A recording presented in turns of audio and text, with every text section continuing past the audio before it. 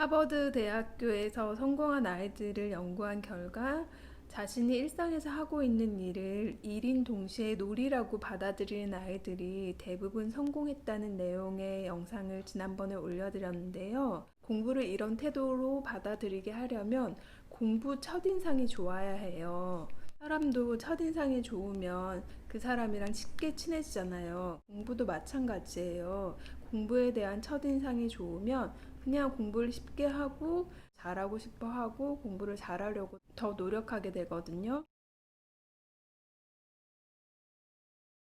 공부를 처음 시작하는 6, 7세나 초등학교 저학년 때는 공부에 대한 첫인상이 각인되는 시기라고 할 수 있어요. 그래서 이때 처음 공부가 즐거우면 공부 자체를 즐기게 되고 공부를 놀이로 받아들일 수 있게 돼요. 그러기 위해서 초등학교 저학년 때는 공부가 할만하네 느낄 수 있도록 학습 설계를 해주고 어머님들이 뒤에서 지원을 해주는 게 굉장히 중요해요.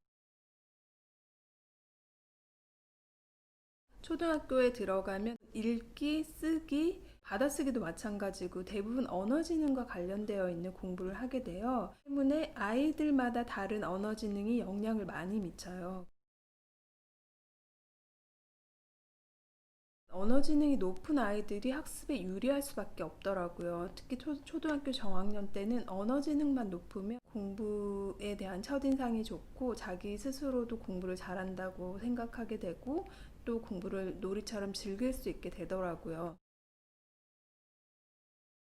반면에 언어지능이 낮은 아이들은 어떨까요? 누구나 할 수 있는 공부의 수준인데 언어지능이 낮다 보니까 초등학교 저학년 때 공부에 대한 첫인상이 나빠지는 거예요. 굉장히 쉬운 공부이고 이게 차근차근 잘 해 나가면 기본기가 탄탄하게 쌓이고 그렇게 되면 공부가 쉽다고 느끼는 건데 언어지능이 낮다 보니까 공부가 어렵다고 느끼는 거예요. 그래서 언어지능이 낮은 아이들은 부모님의 역할이 굉장히 중요해요. 아이를 믿어주고 할 수 있다고 응원해주고 그리고 학습에 있어서도 아이가 힘들다고 느끼지 않을 만큼 잘 쪼개서 나누어서 설계해줘야 되거든요.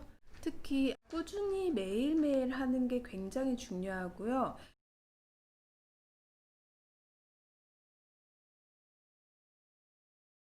언어 지능을 높여주기 위해서 놀이로 즐겁게 할 수 있는 언어 학습을 꾸준히 해줘야 되는데요. 어휘력을 높여주는 끝말잇기 그리고 뭐 한자 공부를 좀 즐겁게 할 수 있도록 뭐 천자문을 노래처럼 외운다거나 아이 수준보다 살짝 높은 정도의 책을 구해서 매일 한 페이지 정도씩 꾸준히 정독해 주는 거 뭐 그런 것들이 굉장히 중요해요.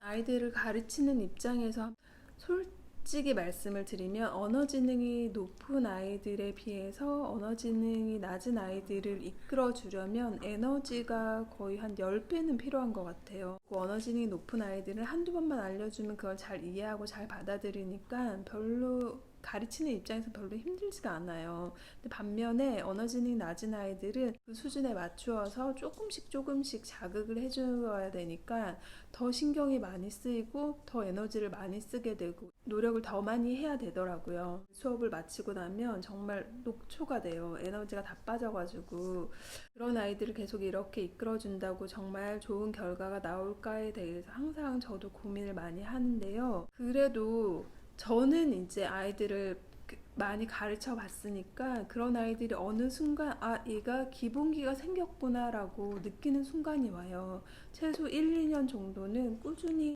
정독하기라던가 언어 지능을 높여주는 다양한 학습들을 해주면 얘가 이제 정말 기본기가 탄탄하게 생겼구나라고 느끼는 순간이 딱 오더라고요.